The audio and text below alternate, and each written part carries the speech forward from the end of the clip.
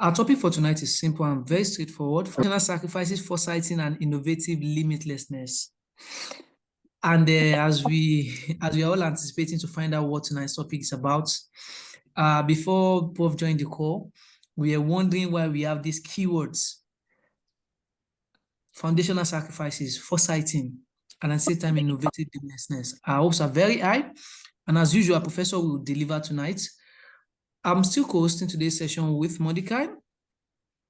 Briefly, we go into today's agenda. So, but very quickly, let's quickly talk about JBLLC.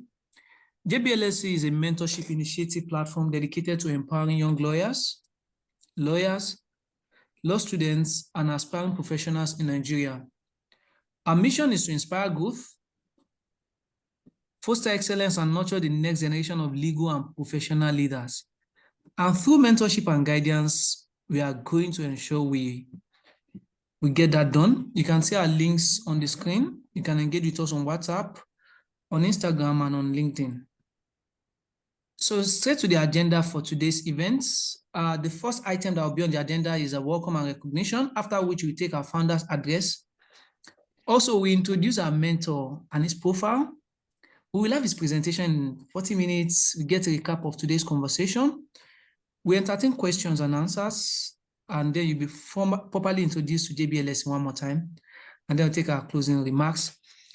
So, having introduced JBLLC, I will quickly invite our founder, Johnson Babalola, who happens to be a Canadian lawyer with over decades of experience, to give us his welcome address and welcome us properly into today's session. Our founder, please, if you are there, you have the floor, sir. Thank you so much, Ayo, and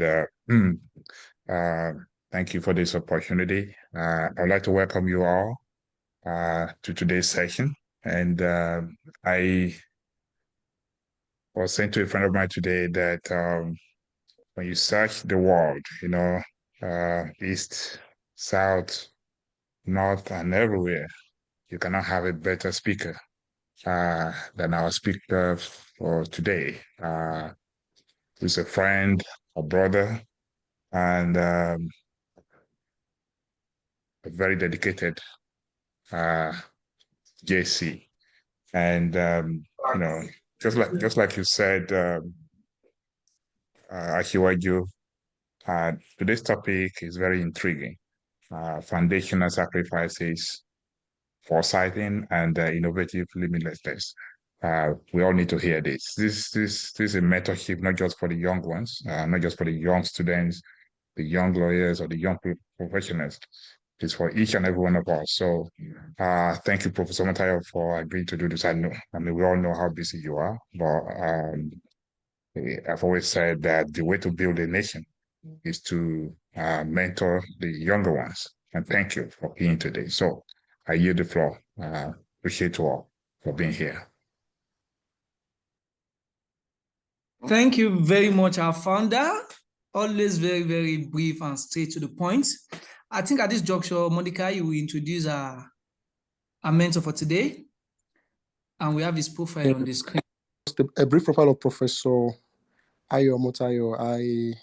Just like our founder initially mentioned, we all share a common history with our. He went through the University of Ibadan just like myself, and we were fortunate enough to have been together in JCI in our university days. And to do the honors, I will be taking his profile for tonight's presentation. Professor Ayo Omotayo is Professor of Environmental Sustainability. He was educated at the Premier University of Ibadan from 1980 to 1990, where he obtained a PhD from the Department of Geography. Professor Omotayo was appointed as an assistant lecturer at the Lagos State University in 1985. He quickly rose through the ranks to become a senior lecturer in 1992 at the young age of 30. He was the Dean of the Faculty of Social Sciences between 2002 and 2017. He was also the Director of the Center for Planning of the Lagos State University until his appointment as the Director General of the National Institute. Professor Omotayo founded the MBA program in the Lagos State University, helping the university to break new grounds in tuition-paying education. He is also an accomplished entrepreneur in the area of technological development. Some of his startup initiatives include the NetLink Incorporated, a computer consulting firm in Atlanta, Georgia. The company set up the first online university program for a historically Black college at Wilberforce University in Ohio. Another was the development of cash fasts, a technology that was developed to complete the international transfer of money over the internet in 1999. In Nigeria, the company was responsible for the total re-engineering of the IT system of Standard Trust Bank and enabled the bank to become the first Nigerian bank to offer online real-time banking in the IT in about 72 branches within record time. He again led the revolution in the area of online data management technologies by developing online payment and registration technology for the Lagos State University. He called the project HEDOMSIS, which an acronym that represents Higher Education Management Systems. This frame has been replicated in almost all Nigerian universities. Professor Omotayo also successfully guided the transfer of several emerging technologies into Nigeria through cooperation with international companies such as Infosys of India and Real Secure of Redmond in the USA. Professor Omotayo is involved in several charity works and enjoys raising funds for environmental, youth, and religious activities. He was the president of the University of Ibadan JCs in 1996-97 academic session, during which he helped to found the Lagos State chapter of the JC organization. He's happily married and has a daughter. Ladies and gentlemen, welcome with me, Professor Ayo Omotayo, our presenter for today's session. Thank you so much. Good afternoon to those of you in Canada, and this is Nigeria. It's 9 p.m. Can somebody hear me? Hello? Yes, we can hear you. Thank you so much. Thank you very much. Well, let me just make a correction on the profile that my brother Mordecai read. I was not president 96 to 97. I was president 86 to 87. So if you look back, that would probably be like almost 39 years ago. So I would have wished that I was president 96, 97. That meant it would have taken 10 years out of my age. Now, the topic, foundational sacrifices. Let me start by saying that the word sacrifice has to do with giving up something for the other. As a young person, I often advise that we sit down and look at where we are at any point in time. You sit down and look at where we are at any point in time. We must have the ability, even as a child, to understand our environment. There is no child that does not understand his or our environment. It is either you are in an affluent environment, you may be in a modest environment, and you might be in the middle of things in terms of your parents' income. As a child, you are going to basically turn out the way your parents want you to turn out.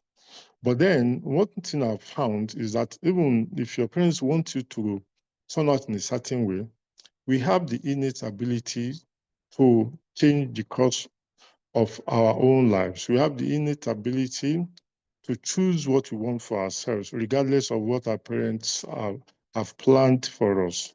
So as a young person, let's assume that we are no longer children. we still, and as young persons, we still need to make some sacrifices to get to where we need to get to.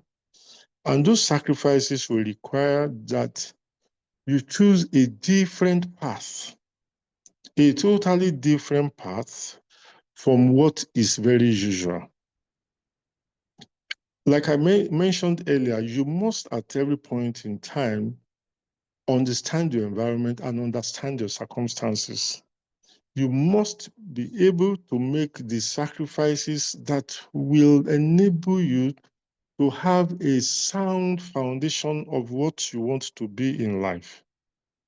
For example, you may want to be a computer scientist, and maybe somehow you did not score high enough in the UTME exams and you found yourself studying history.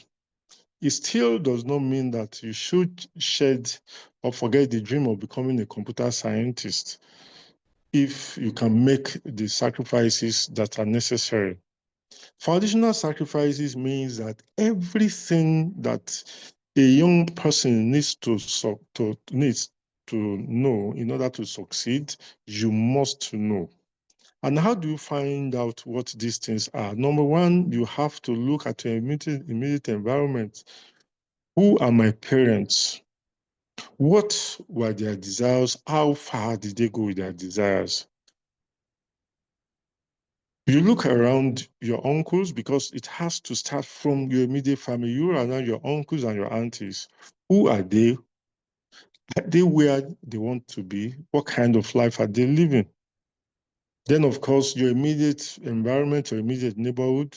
In every neighborhood, there are examples of who we want to be, and there are examples of who we don't want to be. No child will want to be like the neighborhood drunkard or the neighborhood whore. We want to be like the young person that passed JAM with about 265 and went straight to the university after secondary school. Those could be examples for us. Now, if you look at those people, we expect that a young person will relate with them. But for the audience I'm speaking with, I believe that we are either still in the university or we have all left the university. And I will take it from, I'm going to assume that you have all left the university, but it still does not mean that you cannot make foundational sacrifices. What are the pillars of foundational sacrifices? Number one, you must build a strong foundation for yourself in terms of being seen as somebody who is integrous. To have integrity is not an easy thing at all. From telling your friends, I'm coming to see you at 5 p.m. and you not showing up, you begin to lose integrity. From telling your friends, I'm going to read something over and give them your position on the matter and you don't do it, you begin to lose integrity. From telling them that, oh, I need, can I have 5,000 naira for 2 weeks? And then you don't show up after 2 weeks with the 5,000 naira, you begin to lose integrity. You must make those sacrifices of being seen as someone who is integrous. Because if you are not integrous, nobody is going to believe you can deliver on anything. That's number one. Number two, you must set out to be hardworking. Before you can work smart, you must be seen as a hardworking man. Hard work in the sense that when you have any matter you are pursuing, you must put all the necessary efforts to ensure that the matter comes to fruition. And in this regard, you will find that in life, to pursue successfully the matters you want to see come to fruition, you may need to put in a lot of time in relearning different things. So your foundation in everything you must do will start with the integrity matter, you go to hard work, then you go to honesty. all of these are not easy to achieve. People take honesty for granted. Honesty does not mean that you take somebody's money or you take somebody's things without telling them. Honesty means telling people the truth at all times and being honest to yourself in terms of what you know, what you can do, and what you can't do. Knowing your weaknesses and telling yourself the truth, being able to pursue and ensure that you defeat your weaknesses. There is no human being that was born perfect. We all have weaknesses. And if we are going to do well in life, we must defeat our weaknesses. What are the weaknesses of a young man? Number one, the tendency to be lazy, the tendency to procrastinate, the tendency to follow our peers without making a recourse to who or where we are coming from, and the tendency to believe that things just happen. For everyone that I've spoken to, that I have related with, that have done well in life, they all have overcome those 4 tendencies at a very tender age. Without making the necessary sacrifice to overcome all those weaknesses, you cannot have the kind of foundation you need to be successful in life. So that will be so much, I would say, for foundational sacrifices. Now, for foresighting. Foresighting means that as a young man, you must always start from your environment. Then you must ask yourself, where will my environment, or what will my environment look like in 10 years' time, in 15 years' time? Now, in that environment that I am playing, where exactly do I want to play? It's a space. There are a lot of people coming into that space, and we must be able to play successfully in that space. If you do not have an idea of where your environment will be in let me just say in the short run, the medium term, or in the long run, then you are going to find yourself looking for a space to occupy.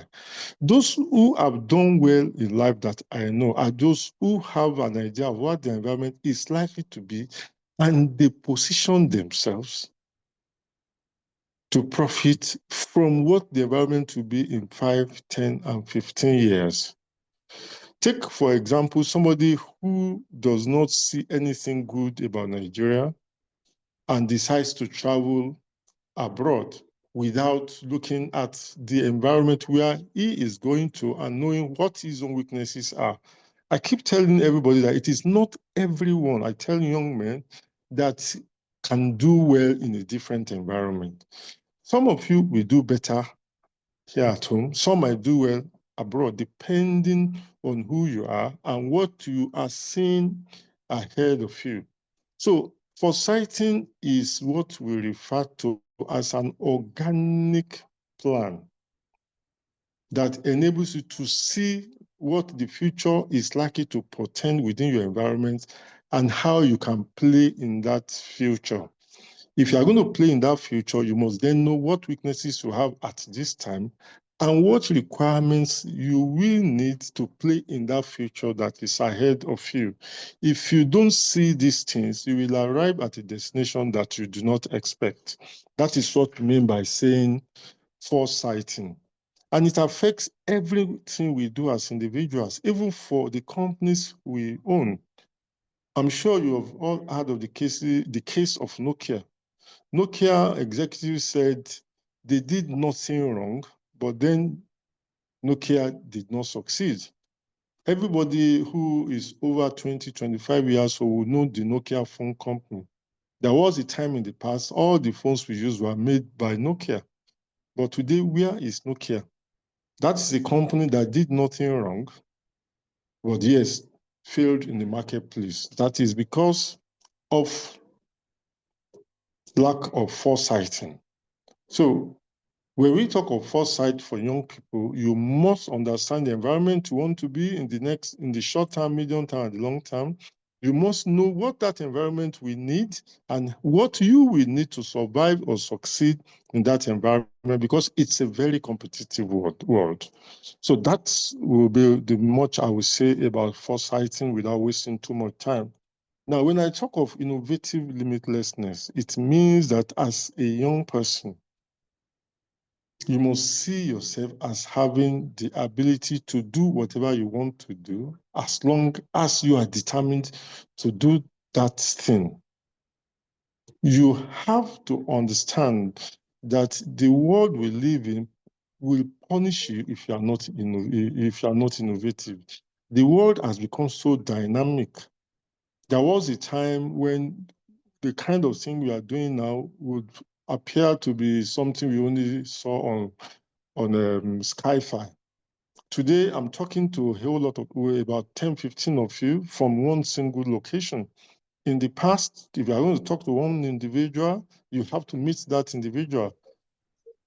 I used to tell young people that in those days when we were growing up, if you wanted to know if somebody was home in Kano and you are in Jos, that I am right now, you will have to go to Kano. There is no other way you will know if the person was home or not. You will have to go to Kano.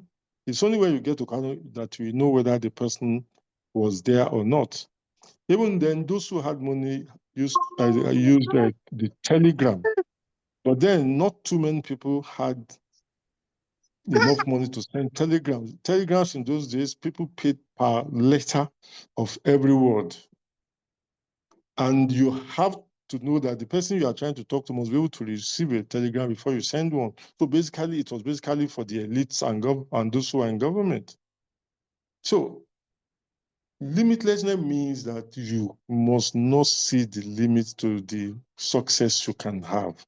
There is no limit to what you can become. We all define our dreams within the horizon that we can see. A child who says, I want to be like Ronaldo playing soccer, is exhibiting innovative limitlessness. Even at this time, may not have the skills of a Ronaldo, but he is able to envision himself becoming somebody like that. That is what we mean by innovative limitlessness. So young people must by themselves choose examples of successful people they want to follow or that they want to mimic. You are not going to mimic them 100% because I've already said you have to be innovative around what they have done to be successful. The steps they took to make them successful would have had worked for them because that was what that environment and the space and the time provided at that time. But knowing how they took their steps will enable you know how better you can take those steps. And as long as you don't limit yourself in terms of what success you can envision, certainly you can achieve anything you want to achieve. And the world we live in today offers so many opportunities. I remember when I was doing my PhD several years back, I waited for 6 months for all of the literature I wanted to read to get to me in Nigeria before I could start my literature review. But today, you can access any literature at any time and from anywhere. So these are the kind of things that you have to understand in terms of innovative limitlessness. So I will not want to talk too much. I want to stop and let you young ones ask questions. Thank you very much. Thank you very much, Professor Ayo Omotayo. I mean, I'm a bit worried that you ended the lecture at that point because, I mean, this is a very fantastic mentorship. You took the word mentorship personally. You were speaking to us directly from your heart. You were talking to us and you were speaking in the most basic way possible that we can all relate with. You were able to break down the topics one by one. You started with the keyword foundational sacrifices, and then you started by saying that before you can have any conversation around foundational sacrifices, it is very, very important for you to understand where you are, understand the dreams that your parents had, and evaluate how far they were able to go with it. Because, I mean, it is your understanding of your reality that will now determine certain things. It was then you now mentioned that it's very important that you rely heavily on integrity because, I mean, a life without integrity is not worth it in any way. I mean, you mentioned two particular things, which of course I'll be taking home today: integrity and hard work. In as much as people are saying that this person have integrity, I mean, with integrity, you still need to be able to get things done. You have to be very, very hardworking. And then in order to ensure that you are able to build solid foundation for yourself, you must have the ability to overcome four things. And the successful people you have met in your life have been able to overcome these four things. That means you are thinking that you are suggesting and recommending that it's a kind of manual that can at least the barest minimum that you must do. Number one, you must have the ability to overcome your tendency to be lazy, tendency to procrastinate, tendency to follow your peers without even understanding your own reality, and tendency to believe that things just happen. So this is like an overview of everything you talked to us, talking about foundational sacrifices. And from there, you went to foresighting, where you mentioned that it's very important that we see ourselves where we are and where we want to be. Specifically, you give an example of Nokia. I mean, Nokia did not do anything wrong. For a brand that has integrity, for a brand that was doing exactly the right thing, for a Nokia that you can use for 50 years without any problem, they did absolutely nothing wrong. And then they're out of business because of one thing: they lack foresight. And then we moved on to innovative limitlessness. And my summary or my understanding of it is you must have the get things done mentality. Regardless of whatever it is, you must have that mindset of if it can be done, then definitely we are going to get it done. And now went back to say that you must still be able to picture. So I think this will lead me to the first question for today.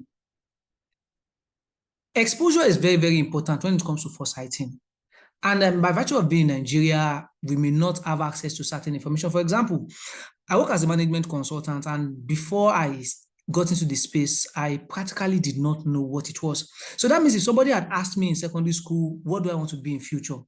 I would not have been able to say that particular thing. I mean, growing up, maybe later in life, I eventually found out, and that is what I'm doing now. So for some of us, or how do we position ourselves to get the right kind of exposure? I mean, if you want to dream something, you have to be able to picture it somehow. So before you can even picture what you want to be like, you must have been exposed to it somehow. So you mentioned that we can read books, and I mean, sometimes some things will also inform the kind of books that we read. So I just want you to talk around that exposure part of this. How do you conceive things that you want to model your life after? How do you even, I mean, there are times I don't even know things that you want exist. So how do we look at that? So if you have any question, you can start dropping them in the chat box. So Prof can attend to the first question while we get more questions from our participants. Thank you very much, Professor Ayo Omotayo. So you can address the first question while we get more questions.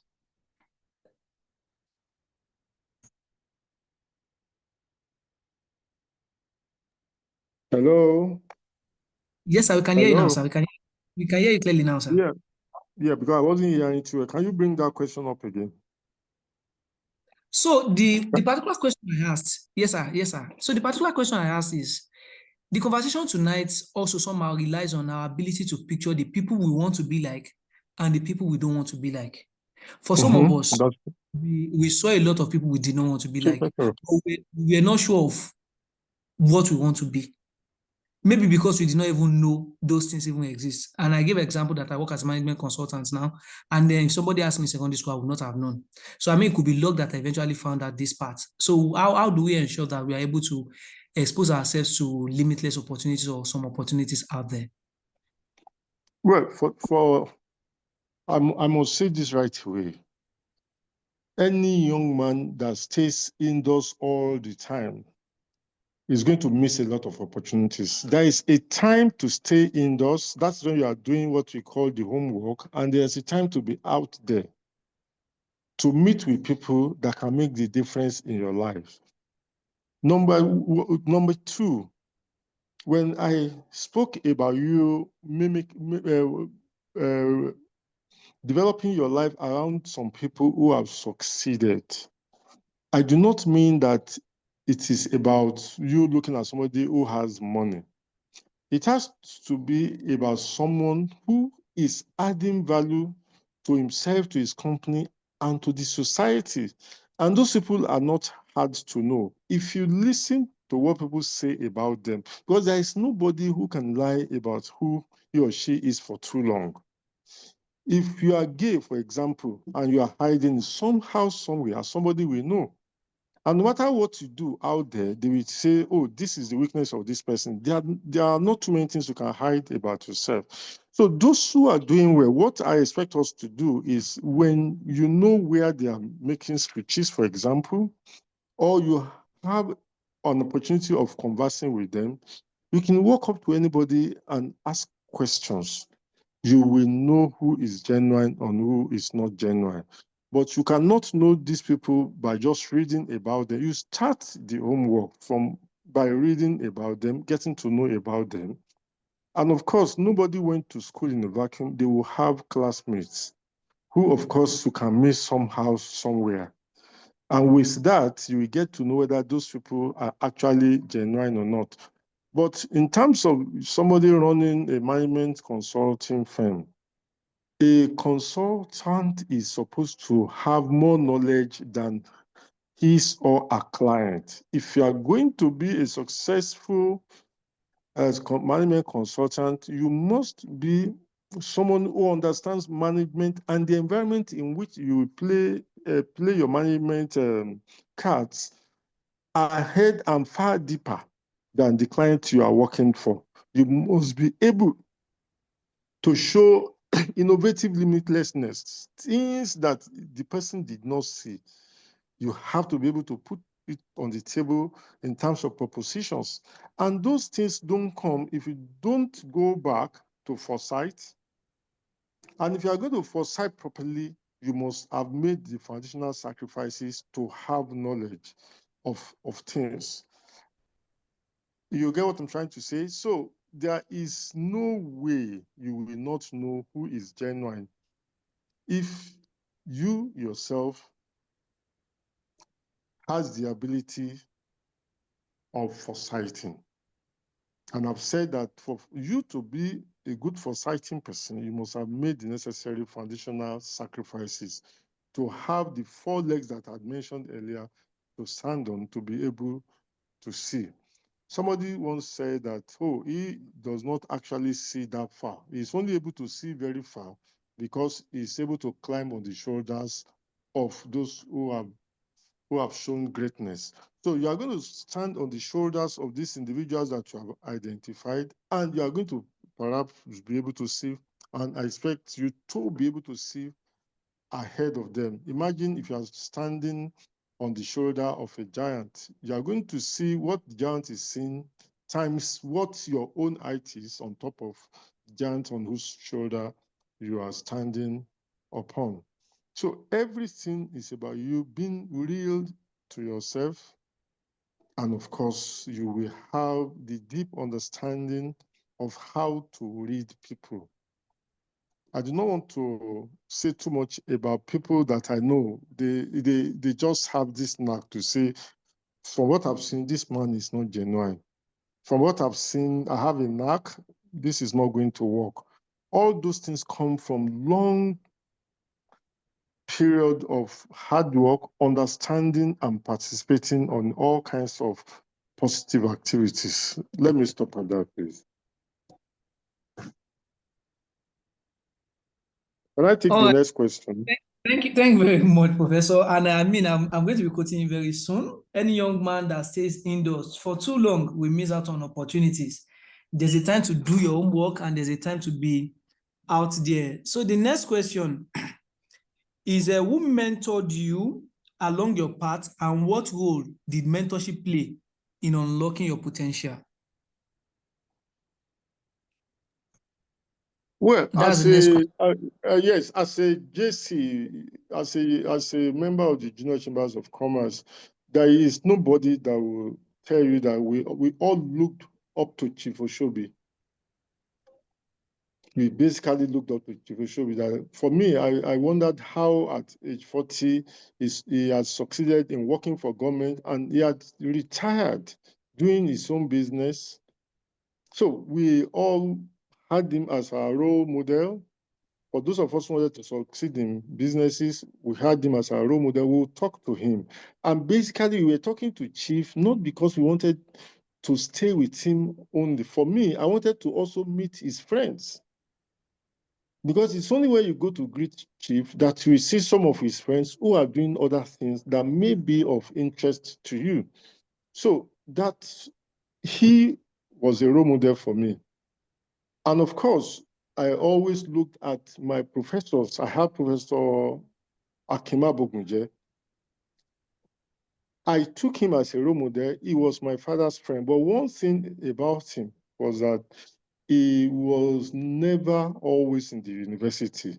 And anytime he came back, he would bring stories.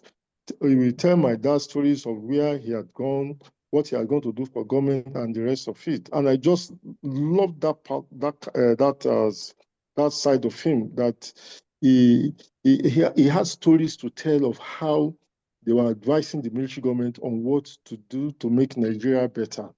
Anytime he traveled abroad, he would bring back stories of what he saw when he was in the UK or when he was in America. And I just told myself that I was going to fashion my life around him, be a successful academic. And that was why when we finished university, I did not leave immediately.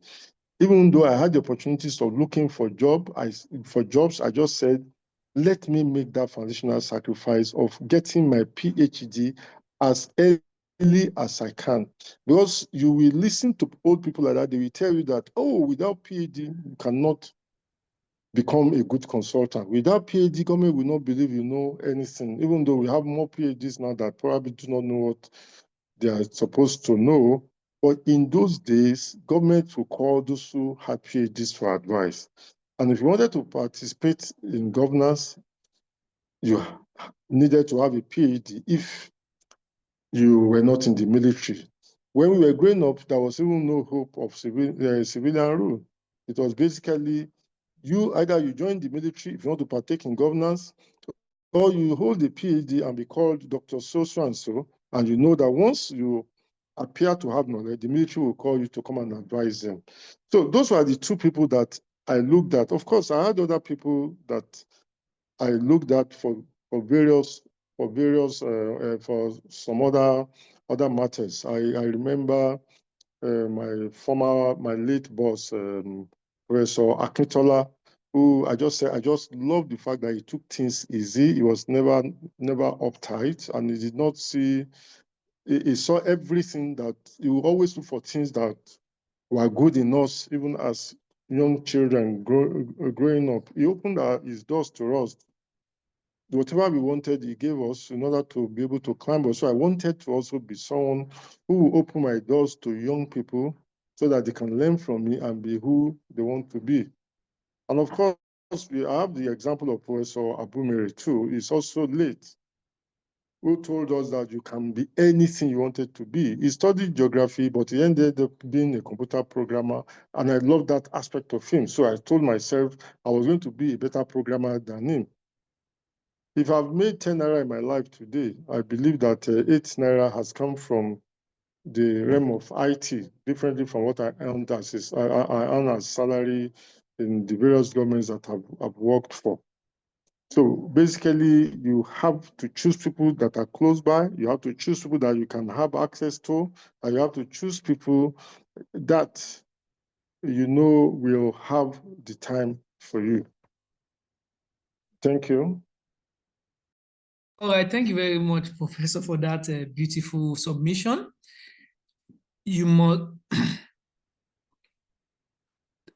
pick people who have your time, people who are close by, and people that you can always have access to. Also, you're able to submit that mentorship is not just about gaining directly from the mentor. Sometimes it could just be access, just the way you did with Professor Chief Tunde Oshobi. You were able to access his friends, I mean, based on always visiting him. So I think this next question is a very interesting question, and it speaks to most of us that are young. And the question is, what role does failure play in innovation? And how should aspiring leaders respond to it? This person is asking from an angle of innovation and problem solving. So what role does failure play in innovation, and how should aspiring leaders respond to it? If you have other questions, you can send them in the chat box, or you can send directly to any of the hosts. Thank you, sir. So it's very simple. There's no success without failure. Everybody that has succeeded today must have failed several times. They are where they are today. You see them as successful people because they have been able to overcome failures. We all have failed at one time or the other. So we must see failure as a necessary ingredient for success. I'm not saying you should go out looking for failure. I'm saying be free to try. If you fail, learn from that failure. I tell people that someone who has never failed cannot say he is truly successful because there is no success without failure. Even if you don't fail wholesomely, you probably will fail in some parts. And sometimes if you are afraid of failing, then you will not start. Now, because you do not want to stay a failure, you have to develop new knowledge around what caused your failure. And that is what will take you to the next level of innovation. Recently, I just took it to my, I retired from IT about 15 years ago. I said I was too old to continue, that the younger generation had taken over. But sometimes in August last year, I told myself that, what are these children doing that I cannot do? So I told myself I was going to enter the field of AI and robotics. And I told myself that I was going to gather young people around me. I would tell them what to do, and we will do what nobody expected us to do. And in less than 3 months, we built 2 robots. So there is nothing that anybody cannot do at any age. If at my old age, I can develop algorithm for the movement of robots, I can develop algorithms for AI, then there's no reason for any young man to say he cannot do anything. And there is nothing you cannot do. I will say that. Right now, I'm working with some young people. We are using some kind of LiDAR cameras that can detect cancer cells in the bodies of human beings. We are combining that with AI. Nobody would have thought that, oh, somebody who studied geography will be working on robotics and AI.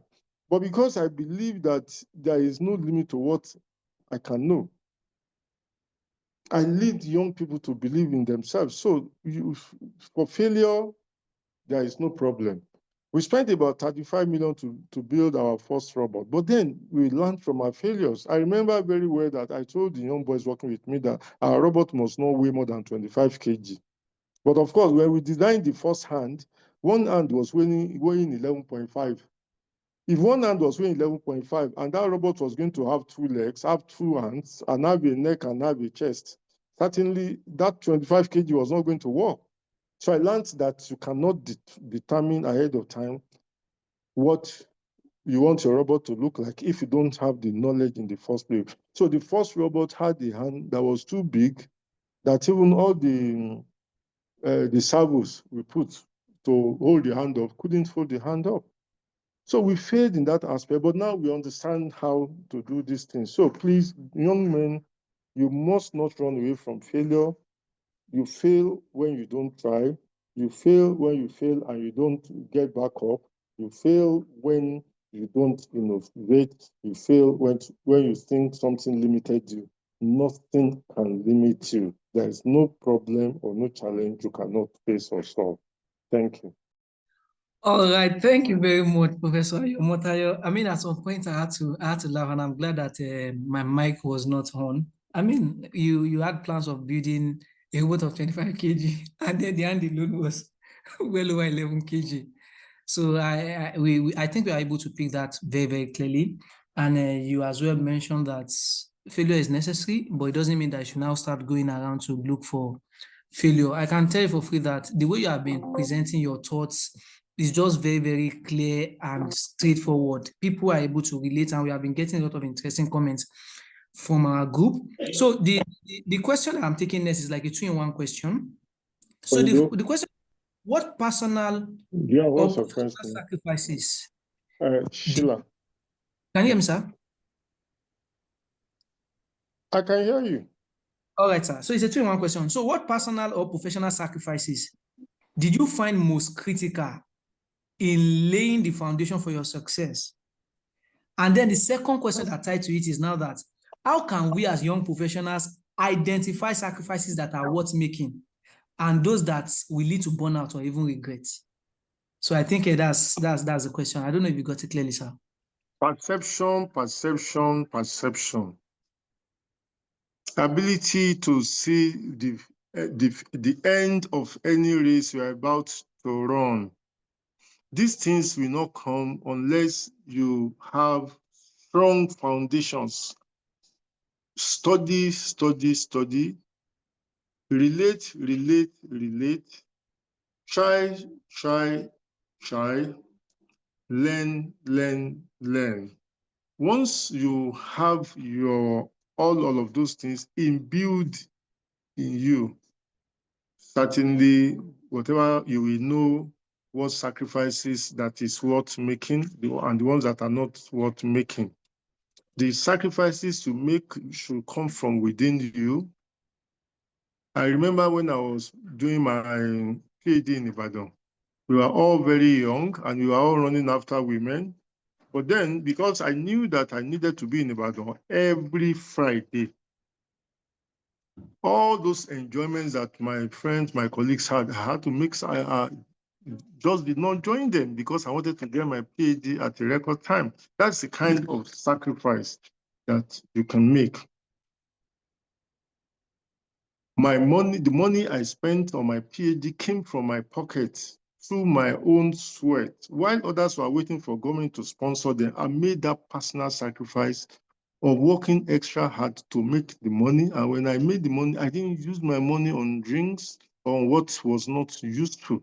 I used my money to buy books and to learn what I'm supposed to learn. So sacrifices has to be along the line of your developmental growth. You must see your trajectory clearly, and you must know what you have to give in order to reach the next point.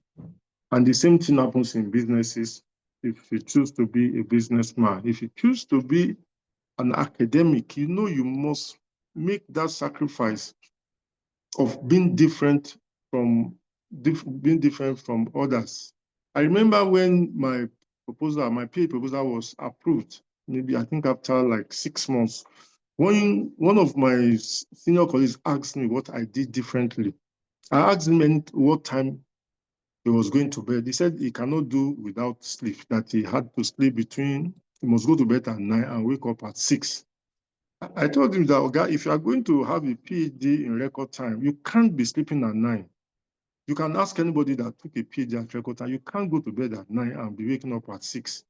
Because PhD requires like 12 hours of study, continuous study, looking for problems that you want to write upon. So if somebody stays from 9 to 6, when is he going to have time to himself to study without disturbance? Once you wake up into the day, people are greeting you. You have a few things to do. You want to eat, you want to wash, you want to iron your clothes, television is there. So the best time for you to study is between when others are sleeping. So you must make the sacrifices of your sleep. Leave your sleep alone and get used to where you do your work when you have the least disturbance. So it's all in you. If you are ready, you make the sacrifices. Sometimes it is money, sometimes it is time, sometimes it is pleasure. If you can't give up something for something, then you can't get what you want. Thank you. Wow, thank you very much, Professor. I mean, it's at this point that I'm even wishing that when Mordecai said 1996, it was true. I mean, I cannot even wait to take away 10 years from that age already. So most people on the call do not believe that you are as old as you claim. So we like to identify you as being young. And then somebody in the comment section is already cutting onions. Thank you, Professor Ayo, for your candid insights and for generously volunteering your time to share your knowledge with the younger and desires like me today. I honestly don't see you as old. You are truly exemplary. I'm an old man. Model of innovation. The first thing I tell people is that I'm an old man. Is that right? I will tell the person that sent this. You're an exemplary model of innovation. Your perspective on foresight and innovation is truly enlightening. With that in mind, I have 2 questions. So this is from this user, and I mean, we'll start bringing the session to a close, but let's quickly take some of these questions. I mean, we do not know when we are going to have the opportunity of interacting with you again. So how can young professionals enhance their foresight and awareness of market trends? How can young professionals enhance their foresight and awareness of market trends to better prepare for future challenges in their careers?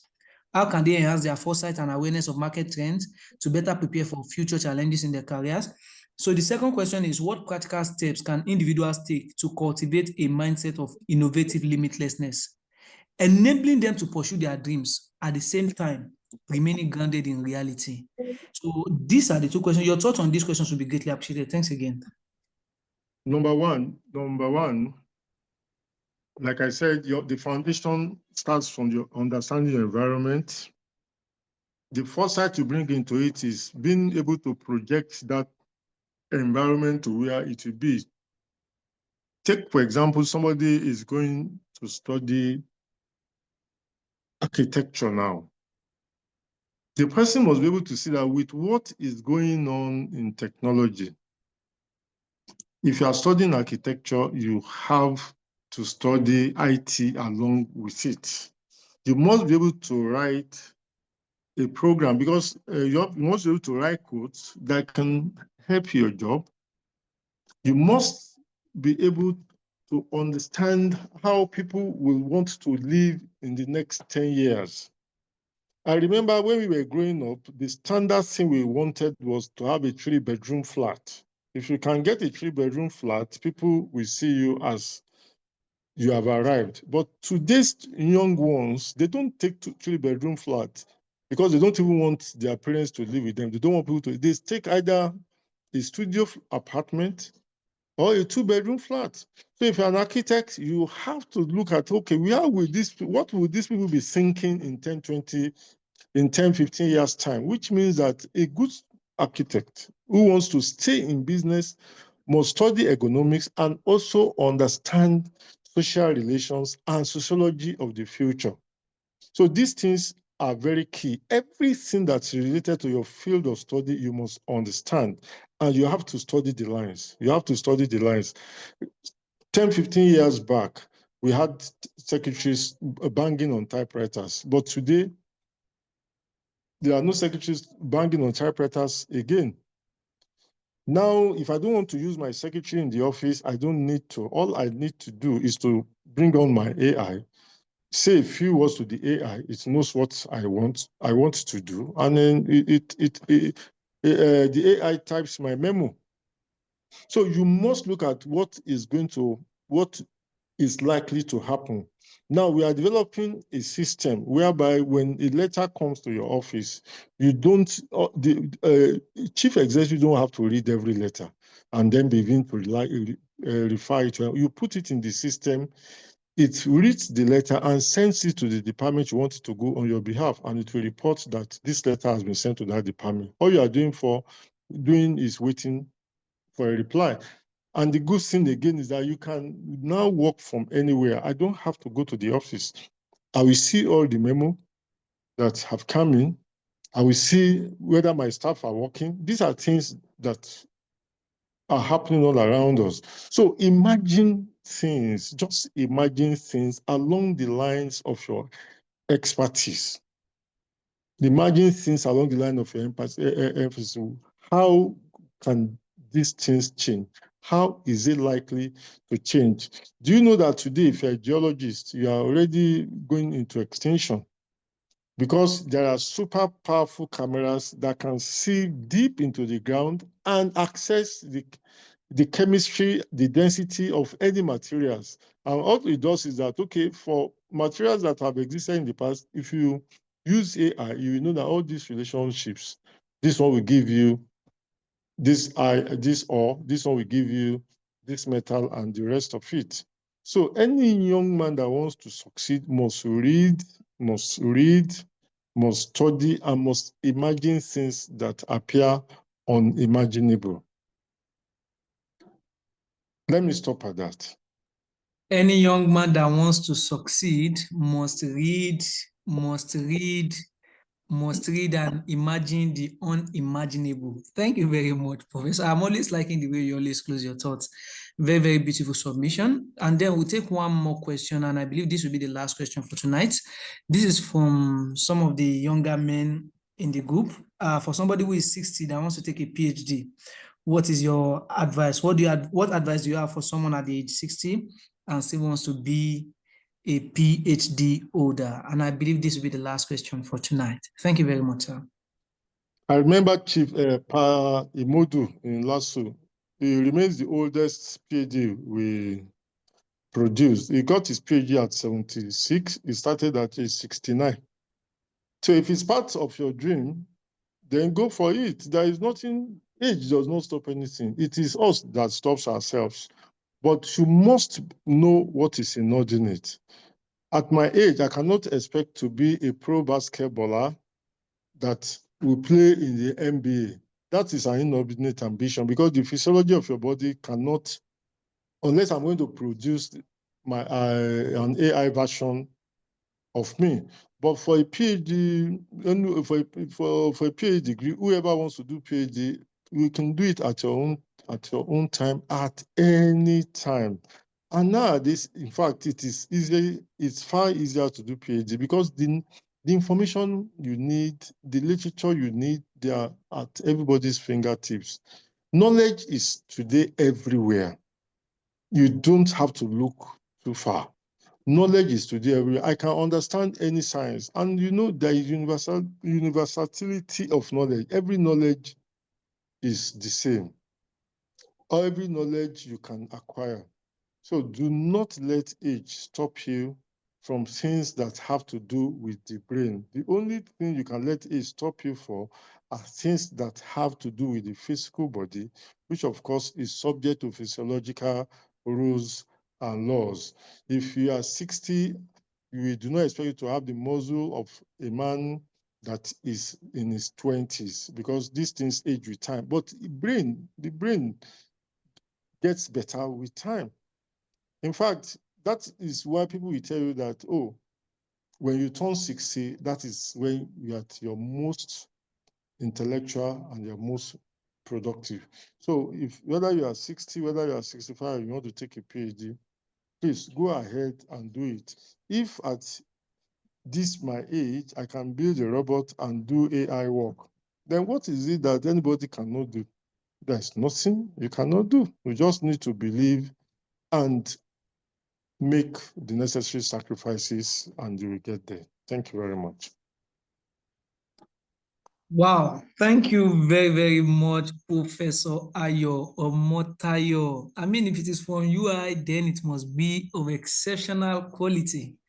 We're excited to see the great things that you are doing. We're happy to associate with you. And I mean, our mentor just mentioned that there are many professionals who have not made any professional lead because they are not even prepared for the modern IT world, because they lack the IT skills. And based on the conversation that we have had tonight, many of us, we have our minds reopened. We are able to imagine the unimaginable. As a matter of take home, for everyone on this conversation, always remember the people that have been successful in this life, they have been able to overcome 4 tendencies: the tendency to be lazy, the tendency to procrastinate, the tendency to follow peer pressure without evaluating peculiarity, and the tendency to believe that things will just happen.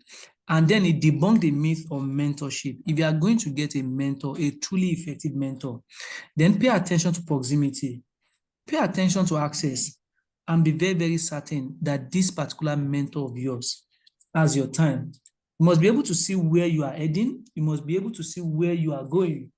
And then finally, if there's any young man today that stays indoors for too long, you will miss out on opportunities. There is a time for everything. There's a time for you to do your homework, and there's a time for you to be out there. Thank you very much, Professor, for that wonderful session. Once again, this session was brought to you by JBLLC. It's a mentorship platform. We have our mentorship hour from time to time, and we have some of the finest minds in Nigeria and even outside Nigeria to talk to us. We are glad to have the Director General of NIPSS with us on the call tonight. It has been a wonderful session. If you want to connect with us, you can see our links on your screen. Is somebody trying to ask a question? You can see our links on your screen. At this junction, I will take our founder to take a closing remark while I get a closing thought from Mordecai. Do you have some closing thoughts before we take closing remarks from our founder?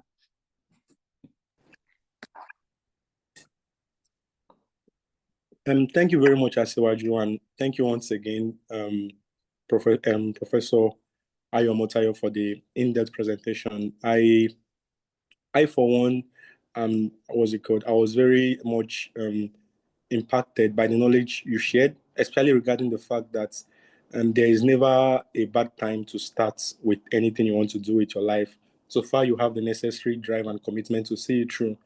And in a world where there is a lot of distractions, that's, lots of things trying to take your attention away from what matters, it's always important to prioritize and move along, with integrity.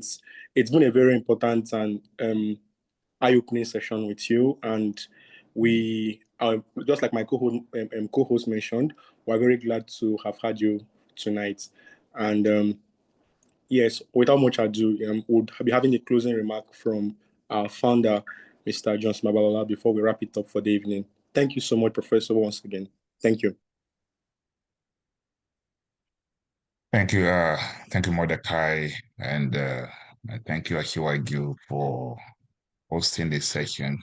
Both of you have done excellently well. We appreciate you.